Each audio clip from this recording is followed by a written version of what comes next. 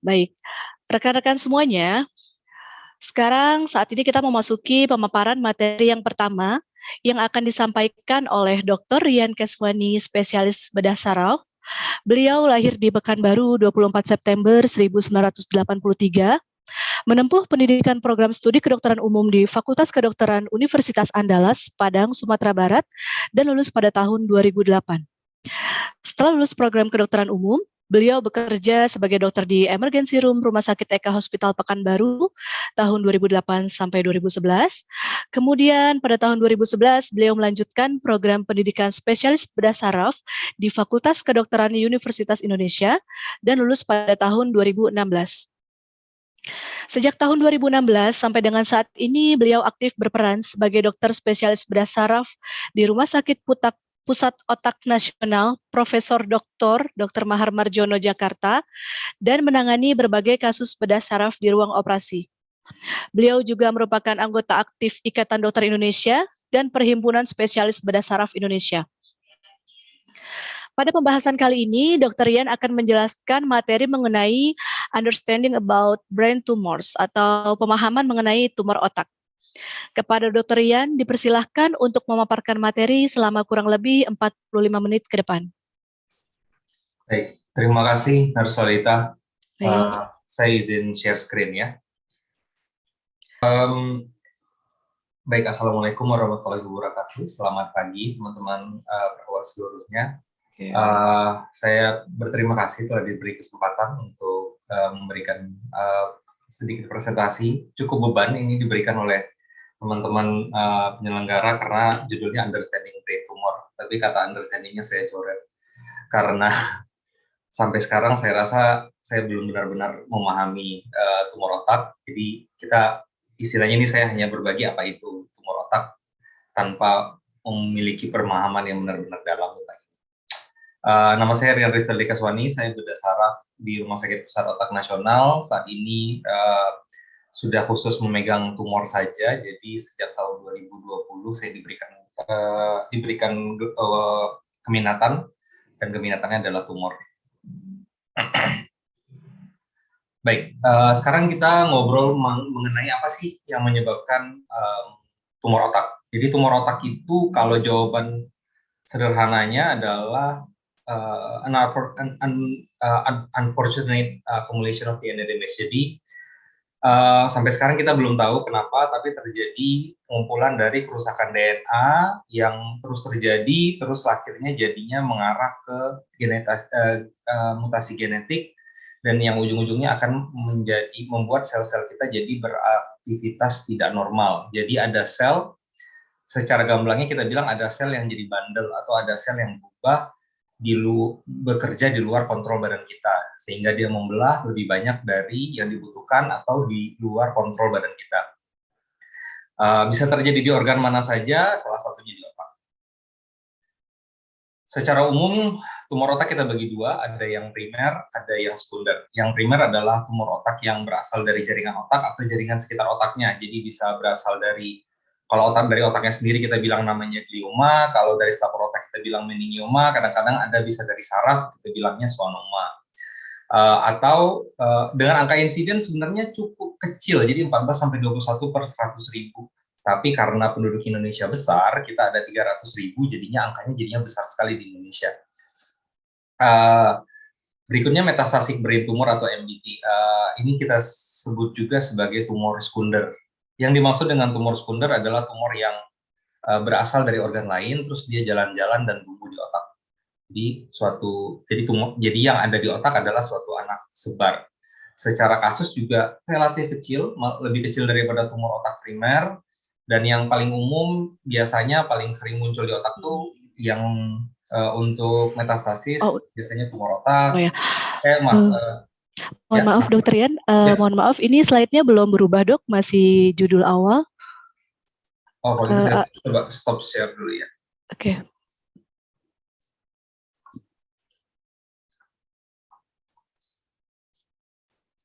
Ini sudah? Oke, baik, sudah mulai what cause brain tumor. Ini slide di what cause brain tumor. Oke, kalau saya sorry. Kalau ini? Oke. Ini tentang primary brain tumor. Ya, yang berarti tadi saya berbicara sampai metastatic brain tumor, yang merupakan adalah anak sebar dari tumor di area lain. Secara insiden dia lebih kecil daripada primary. Yang paling sering menyebar ke otak adalah dari paru-paru. Untuk pria kadang-kadang sering muncul dari prostat, atau dari wanita seringnya dari breast cancer. Ini adalah potential risk, jadi sesuatu yang dapat mungkin membuat kita punya brain tumor. Pertama ada genetic predisposition atau keturunan genetik. Jadi ada orang-orang dengan marking genetik tertentu yang mungkin membuat dia punya brain tumor. Terutama misalnya kita ada beberapa marking genetik yang kita tahu, misalnya NF1, neurofibromatosis 1 dan neurofibromatosis 2. Orang-orang yang mempunyai predisposisi genetik ini, dia akan later in life atau sometimes di hidupnya dia akan punya tumor otak, tergantung dari NF1 atau NF2, bisa berupa meningioma atau berupa schwannoma. Kedua, radioterapi. Ada beberapa report yang sudah concluded, jadi pada pasien-pasien dengan riwayat radioterapi dahulunya, di masa depan dia akan cenderung untuk punya kemungkinan bisa mengalami brain tumor. Paling sering ditemukan itu kalau pasiennya dengan riwayat retinoblastoma. Jadi kalau waktu kecil dia, teman-teman pernah lihat yang matanya diangkat satu atau kadang-kadang dua-duanya diangkat karena tumor mata, dia akan langsung menjalani radiasi. Sesudah itu umumnya di usia yang lebih tua dia akan bisa memiliki meningioma atau tumor seperti glioma. Berikutnya ada nuclear bomb blast. Ini lebih ke penelitian yang dilakukan di Jepang, karena ternyata survivor dari Nagasaki sama Hiroshima banyak yang memiliki tumor otak akibat dari ledakan bom nuklirnya. Berikutnya orang-orang yang bekerja berhubungan dengan radiasi. Jadi orang yang bekerja di teman-teman yang mungkin ada yang kerja di cath lab, atau ada yang sering di bagian radiologi, atau ada yang kerja di misalnya di batan atau di badan yang berhubungan dengan produksi zat-zat nuklir. Ini biasanya teman-teman akan dikasih dosimetri. Kalau teman-teman memiliki dosimeter itu, sebaiknya memang selalu diperhatikan apakah sudah melebihi limit atau tidak. Karena kalau melebihi limit, resiko untuk berkembangnya tumor di masa depan semakin besar. Kemungkinan lainnya yang masih dalam penelitian, saat ini ada yang bilang konsumsi dari natrium nitroso atau oksidan dan antioksidan yang berlebihan, konsumsi alkohol dan rokok, terus residential chemical exposure ini lebih kayak alat-alat rumah tangga kita yang ternyata banyak mengandung karsinogen, termasuk kayak pestisida, terus bensin juga ada sempat dicurigai, vinyl chloride, terus ada yang menduga proximity elektron. Jadi kalau yang proximity to electromagnetic fields ini, ada yang menduga kalau kita terlalu dekat dengan pemancar radio itu juga ada kecurigaan ke arah sana, tapi sampai saat ini hal-hal ini belum terbukti secara langsung berhubungan dengan tumor otak. Masih perlu penelitian lebih lanjut, makanya di akhir saya berikan datanya. Manifestasi paling umum dari tumor otak. Jadi tumor otak yang pasti, kalau ada tumor otak pasti ada defisit neurologis yang progresif, jadi pelan-pelan semakin memburuk. Yang paling umum dikeluhkan oleh pasien biasanya adalah kelemahan dari anggota gerak. Atau yang sebenarnya umum juga, tapi jarang membuat pasien datang ke rumah sakit adalah sakit kepala. Kenapa sakit kepala? Sakit kepala terjadi pada tumor otak karena terjadi peningkatan tekanan intrakranial. Sakit kepala yang bagaimana? Yang berhubungan dengan tumor otak. Sakit kepala yang terjadi hampir setiap hari atau dengan pola yang sama. Jadi umumnya pasiennya suka merasa sakit kepala di pagi hari atau di waktu-waktu tertentu di mana misalnya dia harus meningkatkan tekanan intrakranialnya akibat falsafa misalnya. Atau misalnya kalau lagi berolahraga jadinya lebih berat, atau kalau dia kelelahan jadinya lebih sakit kepala. Terus kalau gejala lainnya yang pasti akan dibawa ke rumah sakit, ya kalau sudah ada kejang, terus sudah ada gangguan mental, dan apalagi kalau sudah papil edem, berarti kemungkinan matanya juga sudah mengalami gangguan visus, terus sudah mulai ada diplopia, ya ini gejala-gejala lainnya yang kemungkinan besar pasti akan dibawa ke rumah sakit. Ini gambaran karakteristik dari sakit kepala yang disebabkan tumor otak. Jadi agak panjang, saya sarankan kalau teman-teman memang ingin tahu ke depannya, kita lihat highlight yang di nomor 3 aja. Jadi yang di nomor 3 itu ada keterangannya progressive, worse in the morning when lying down, jadi dia semakin hari semakin memberat sakit kepalanya, memburuk di pagi hari atau terutama pada saat berbaring. Dan memburuk apabila ada falsafa-like manuver, jadi misalnya dengan tindakan mengedan biasanya sakit kepalanya memburuk, terus disertai dengan mual dan muntah. Atau ada gejala yang di bawah lagi lanjutan lainnya. Tapi kalau mau di screen cap aja, nanti slide ini akan saya share ke panitia, jadi bisa diminta sama panitia. Untuk bisa mengerti kenapa sih tumor otak bisa bikin masalah, mungkin kita harus mengerti dulu konstituen dari atau apa aja sih komponen yang ada di dalam kepala kita. Komponen di dalam kepala atau tengkorak kita itu ada 3. Pertama ada parenkim otak itu sendiri, ada darah, dan ada cairan otak. 3 ini masing-masing punya konstanta masing-masing, jadi dia saling menjaga keseimbangan. Dan karena rongga tengkorak kita keras, jadi secara umum volumenya hampir sama. Jadi dengan jumlahan volume ini adalah total volume di kepala kita. Apabila ada tumor bisa misalnya dia berasal bukan dari otaknya sendiri, dia berasal dari selapor otaknya seperti meningioma. Berarti ada satu massa tambahan di dalam rongga yang sudah keras tadi. Maka dengan adanya massa tadi, tekanan di dalam organ tadi, otak, cairan otak, dan darah tadi harus berbagi rongga dengan si tumor. Jadinya rongganya makin sempit, tekanannya makin besar. Ujung-ujungnya jadi sakit kepala. Atau ada tumor otak tertentu, misalnya terutama yang secondary, kadang-kadang dia tumornya kecil tapi dia menyebabkan bengkak pada otak yang hebat.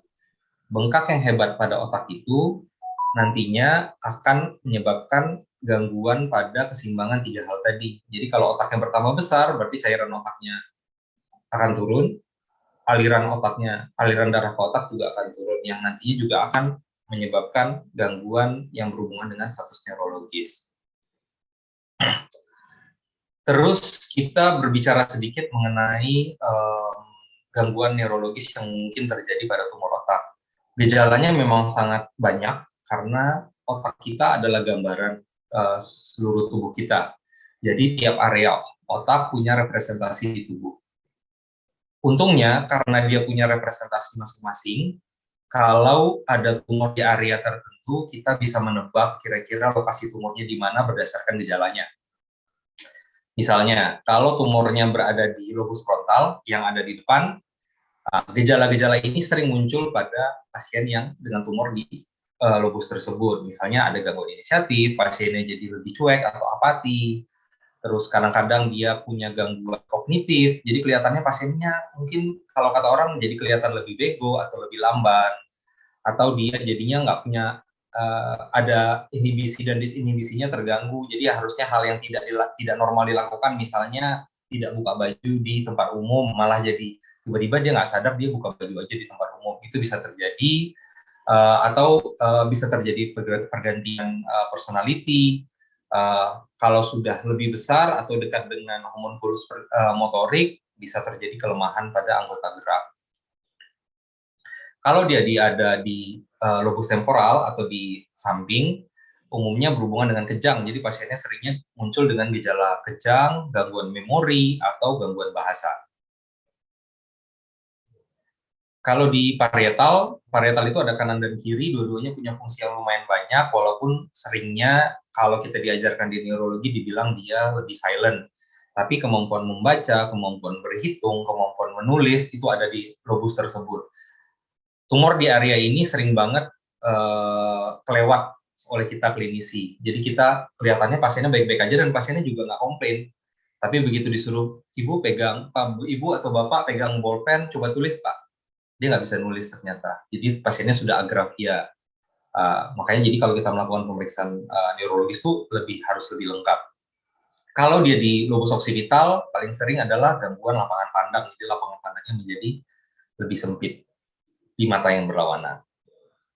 Kalau tumornya ada di cerebellum atau di otak kecil, karena cerebellum ada berfungsi untuk fungsi keseimbangan dan koordinasi, jadinya yang terganggu adalah keseimbangan dan koordinasi. Kalau pada anak-anak, paling sering kalau ada tumor di cerebellum adalah anaknya sering tersandung.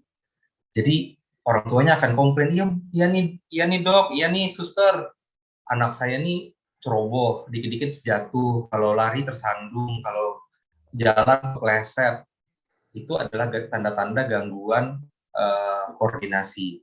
Dan itu umumnya terjadi pada pasien-pasien yang ada tumor di cerebellum. Kalau di batang otak, biasanya gejalanya lebih masif. Jadi karena dia membawa banyak fraktus, kemungkinan pasiennya sudah ada kelemahan di anggota gerak atau ada rasa kesemutan di anggota geraknya, bahkan mungkin bisa mengalami hidrosefalus karena peningkatan intrakranialnya. Kalau di cerebellopontine angle, umumnya gejalanya berhubungan dengan saraf-saraf kranial. Mungkin nanti teman-teman bisa pelajari, kita punya saraf kranial 1-12, ada cara memeriksanya masing-masing, nanti gejala-gejalanya ya berhubungan dengan gangguan pendengaran, wajah mencong, kesemutan di wajah, menggerakkan lidah. Hal-hal tersebut umum muncul pada tumor-tumor yang ada di rongga ini. Berikutnya pituitari adalah kelenjar yang ada di depan di antara dua mata.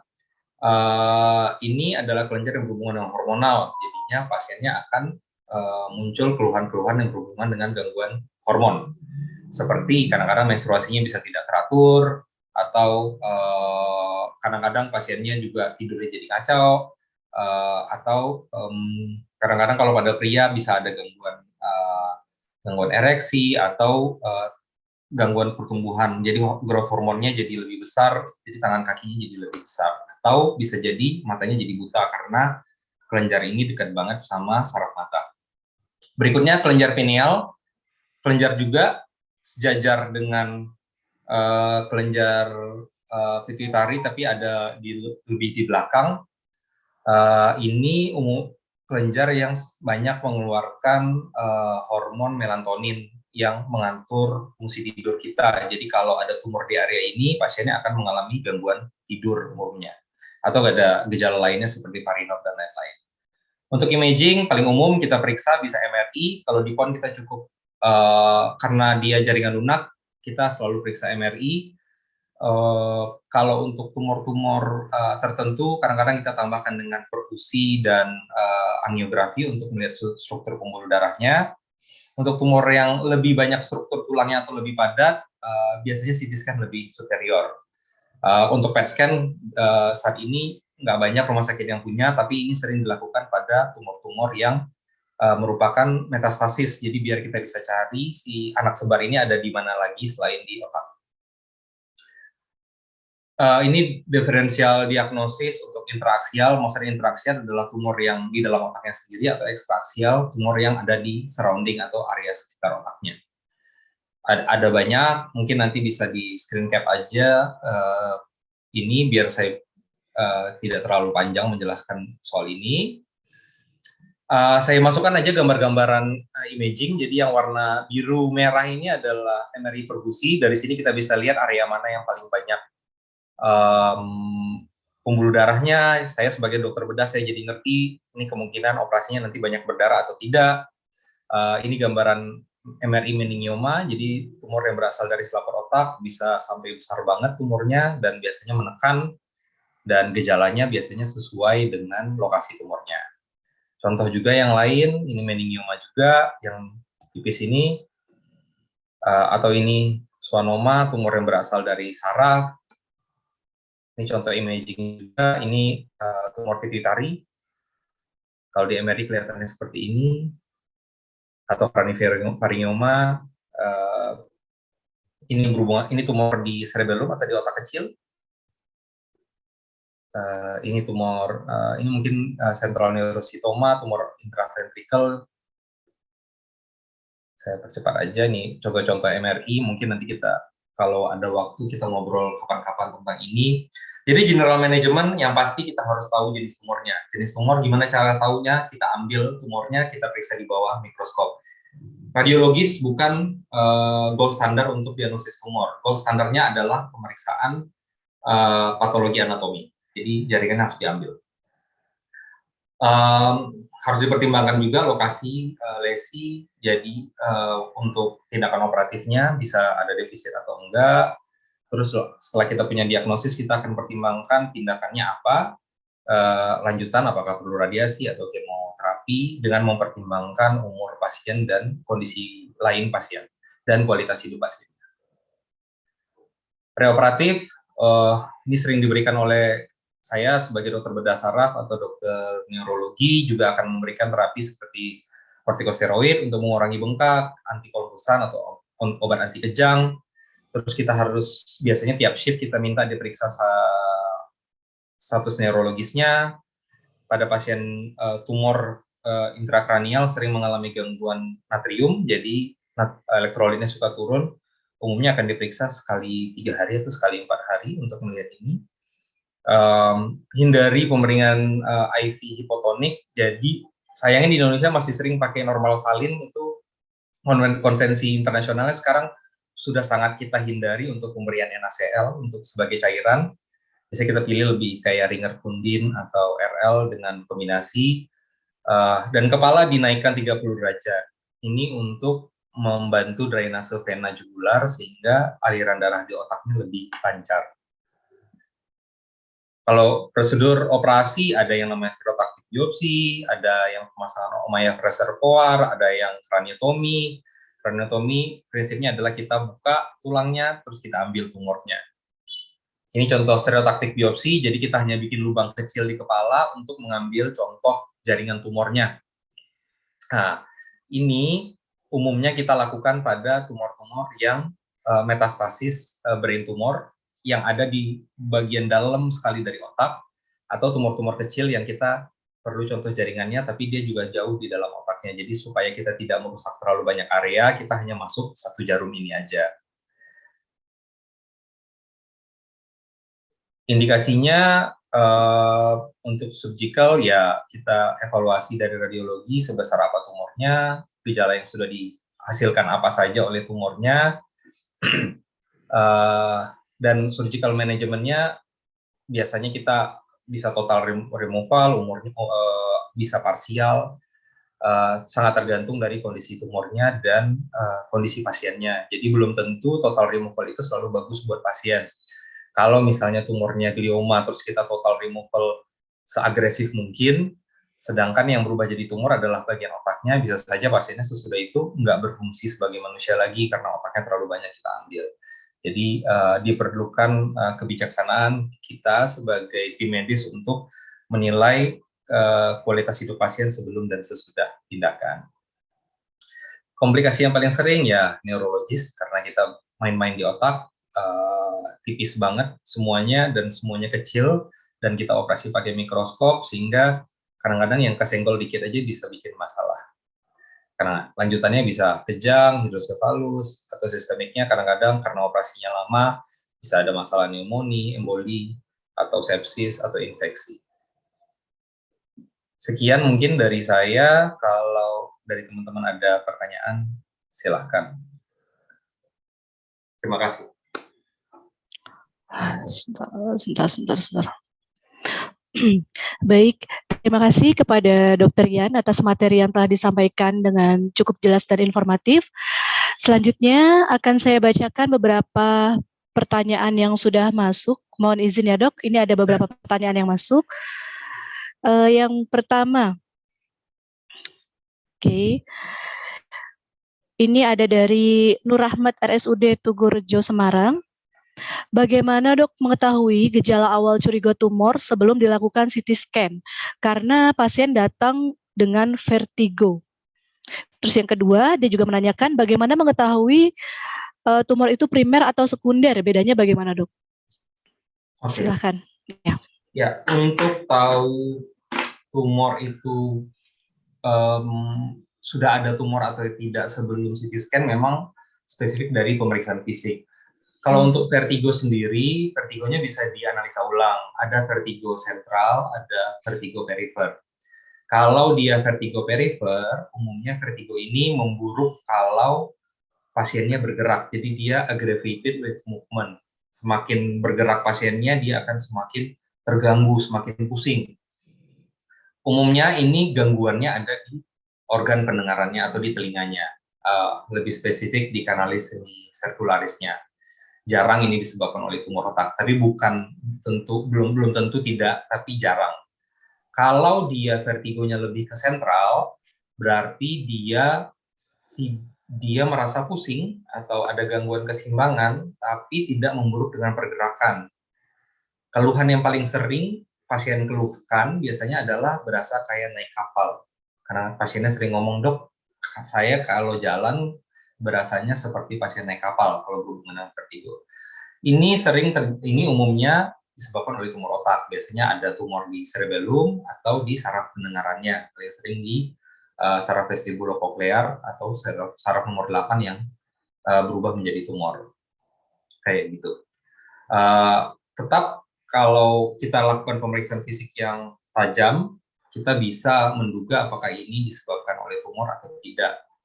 Terus kalau dia tumor, biasanya progresivitasnya pelan-pelan. Jadi gejalanya tidak langsung tiba-tiba berat. Kalau dia tiba-tiba berat, itu kita lebih curiga suatu kelainan vaskular atau pembuluh darah. Seperti itu. Terus bagaimana mengetahui bahwa tumor itu primer atau sekunder? Kita bisa tahu suatu tumor primer atau sekunder itu tergantung, kalau saya sebagai dokter, saya akan lihat mulai dari gejalanya. Walaupun kadang-kadang kita bisa luput dari gejala untuk tahu primer sekunder, berikutnya kalau dari MRI kita punya contoh gambaran-gambaran yang spesifik untuk tumor metastasis. Karena bentukannya di MRI itu beda. Kalau kita sudah punya kecurigaan di MRI bahwa dia suatu tumor metastasis, kita akan kembali workup ke arah lain. Coba tanya lifestyle-nya, coba tanya pasiennya merokok atau enggak. Karena kan angka ngerokok di Indonesia itu tinggi banget, 60% pria dewasa di Indonesia itu merokok. Jadi pas kemungkinan besar angka kanker paru kita lumayan tinggi atau kanker prostatnya lumayan tinggi. Nah, jadi tanya riwayat berkemihnya, tanya riwayat batuk lama, seperti itu. Memang kalau dari pemeriksaan fisik agak susah mengetahui apakah tumor itu primer atau sekunder. Gitu.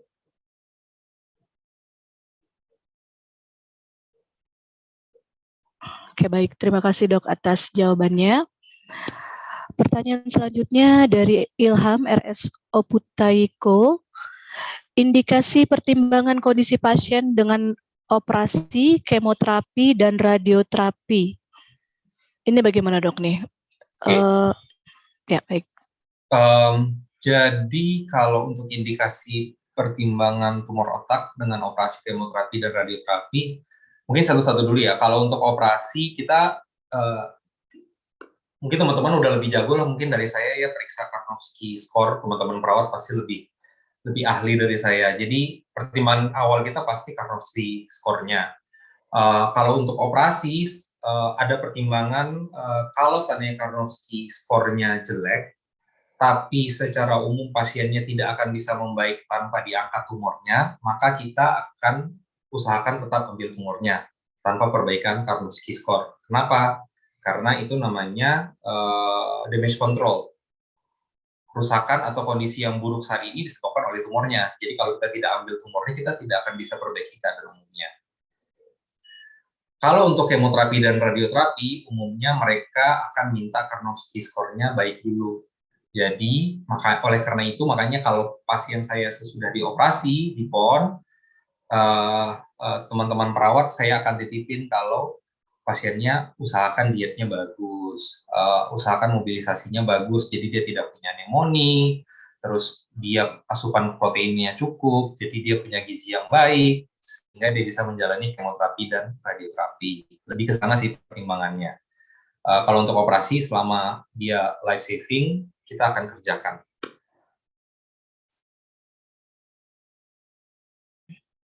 Oke, baik, terima kasih dokter atas jawabannya. Pertanyaan selanjutnya nih dok, ini tadi dokter mengatakan dari literasi internasional saat ini sebenarnya NaCl 0,9% itu tidak direkomendasikan pada kasus intrakranial. Ini dia menanyakan dari Bapak Muali. Kira-kira apa ya alasannya dok? Rasionalisasinya kenapa cairan NaCl 0,9% tidak direkomendasikan pada kasus intrakranial? Karena dari risetnya sekarang dia itu sudah tidak dihitung sebagai normal salin, dan dia isinya natrium klorida. Jadi secara elektrolit pun dia tidak lengkap. Nah, kalau dia tidak lengkap seperti ini, kita sudah hitung dia sebagai cairan hipotonik. Cairan hipotonik, ujung-ujungnya kalau kita masukkan ke volume intravaskular, akan segera lari ke interstisial. Jadi malah bikin, kalau ada tumor otak yang bengkak, ya malah makin bengkak, karena kita menambah volume cairan di interstisialnya jadinya. Oleh karena itu, perhitungan cairannya juga harus tepat biasanya. Bahkan kalau pasiennya pasang CVC, kalau intrakranial post-op aja tuh saya berani bikin CVC-nya 4, bahkan di bawah 4, kalau saya ingin pasiennya tidak terlalu bengkak otaknya, kayak gitu. Jadi memang kelihatannya sederhana cairan ini, tapi memegang peranan penting banget untuk tindakan atau untuk perawatan pasien kita. Oke, baik. Terima kasih. Mohon izin masih ada pertanyaan ya dok ya. Dari peserta Mbak Juni Esni, ini terkait tentang wanita nih dok kali ini. Perempuan yang sering sakit kepala pada masa haid, apakah berbahaya? Apakah mengarah ke brain tumor? Gitu. Kapan sih perempuan itu bisa aware untuk brain tumor dok? Jadi seperti yang tadi kan sudah saya jelaskan bahwa kalau sakit kepala perlu khawatir. Tapi sakit kepala bagaimana yang kita harus khawatir? Yang kita harus khawatir adalah sakit kepala yang progresif. Jadi kalau misalnya seorang wanita memiliki sakit kepala setiap mau menstruasi, kalau sakit kepalanya tidak progresif, jadi setiap bulan intensitasnya hampir sama saja, tidak usah terlalu khawatir. Dan kalau hanya terjadi pada saat mau menstruasi juga tidak usah terlalu khawatir. Karena kalau sakit kepala yang berhubungan dengan tumor, dia nggak datangnya nggak sekali sebulan. Dia akan datang tiap hari atau bahkan mungkin 1 kali, 2 hari sekali atau 3 hari sekali. Lebih sering dari itu. Jadi kalau seandainya hanya datang 1 kali sebulan, tidak usah terlalu khawatir mengarah ke tumor otak. Oke, baik. Semoga bisa menjawab pertanyaan dari Mbak Juni Esni ya. Selanjutnya ini pertanyaan terakhir dok. Dari Mbak Anissa, adakah indikasi khusus diberikan terapi kejang pada pasien tumor? Karena ada yang tidak kejang, tapi diberikan obat kejang nih dok. Ini bagaimana dok? Jadi gini, kejang itu nggak seumum yang kita anggap. Mungkin kalau secara awam, orang selalu menganggap kejang itu kelojotan. Ya kan? Ternyata kalau ada tipe kejang yang dia cuma bengong doang. Jadi kita bilangnya lena biasanya. Jadi pasiennya bengong, terus nanti saya ngapain tadi ya? Terus baru lanjut lagi. Itu juga bangkitan kejang. Jadi standarnya kita memang dari EEG. Kalau dari EEG terlihat ada aktivitas spike-nya dan kita bisa lihat kejangnya, atau secara kayak grand mal-nya atau petit mal-nya muncul, ya kita diagnosis sebagai kejang, ya kita akan tetap berikan obat anti kejang. Tapi kejang itu nggak harus kelojotan, nggak selalu kejang itu kelojotan. Jadi bisa aja bengong aja itu bangkitan kejang, kayak gitu.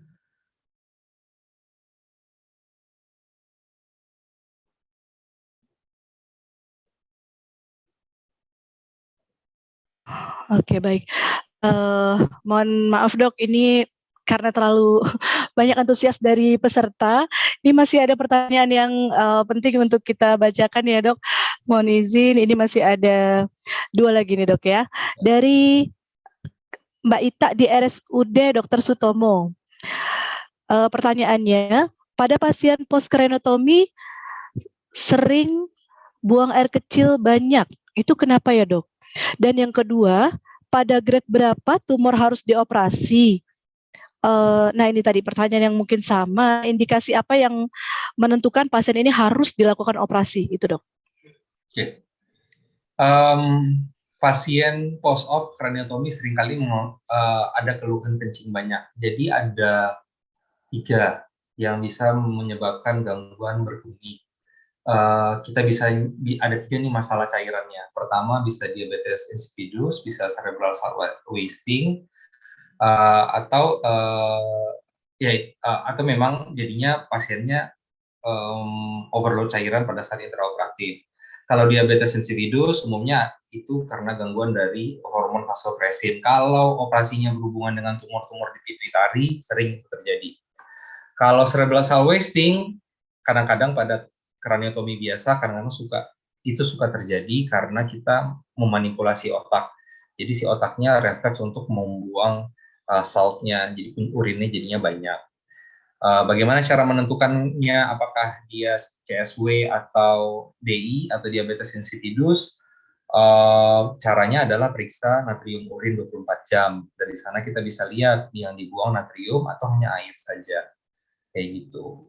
Kalau kadang-kadang post-op kraniotomi hari 1-2 banyak, seringnya dokter anestesi itu intraoperatif, mereka agak menunda memberikan transfusi, jadi cairannya sedikit dibikin overload supaya mengkompensasi kehilangan darah. Kayak gitu.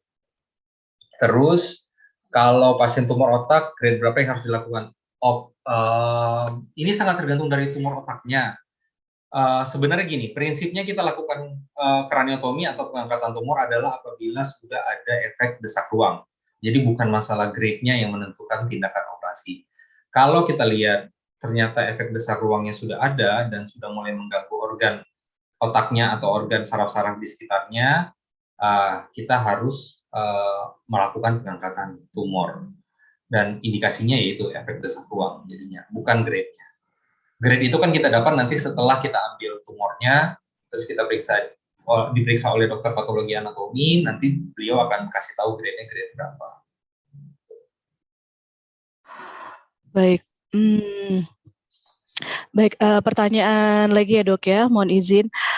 Ada beberapa kasus di bedah saraf dok, pada pasien-pasien dengan epilepsi, itu ada juga yang dia dilakukan kraniotomi. Dikatakan dia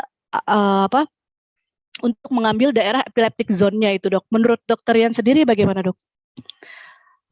Iya, itu memang ada operasi yang dilakukan bedah saraf, itu namanya operasi epilepsi surgery. Lumayan prominent, lumayan sering dilakukan setahu saya di Semarang oleh Prof. Zainal. Itu kayaknya udah terkenal sekali, dan itu benar memang bisa. Jadi pada epilepsi intractable atau yang sudah tidak mempan diberikan obat, akan dipikirkan untuk dilakukan temporal lobectomy untuk mengangkat pusat kejangnya kalau memang pusat kejangnya ada di temporal. Oh gitu, berarti terkadang tidak hanya pada kasus desak ruang ya dok ya, jadi ada juga case yang tadi yang misalnya kejang itu tidak bisa diatasi dengan OAE gitu, obat anti epilepsi, maka dia memerlukan tindakan operasi juga gitu ya. Ya. Oke, baik. Baik, cukup. Terima kasih kepada peserta semuanya yang telah antusias memberikan pertanyaan kepada Dr. Rian di webinar hari ini. Terima kasih kepada Dr. Rian atas materi yang telah disampaikan. Terima kasih atas waktunya ya dok, sudah menjawab pertanyaan kita semua. Terima kasih.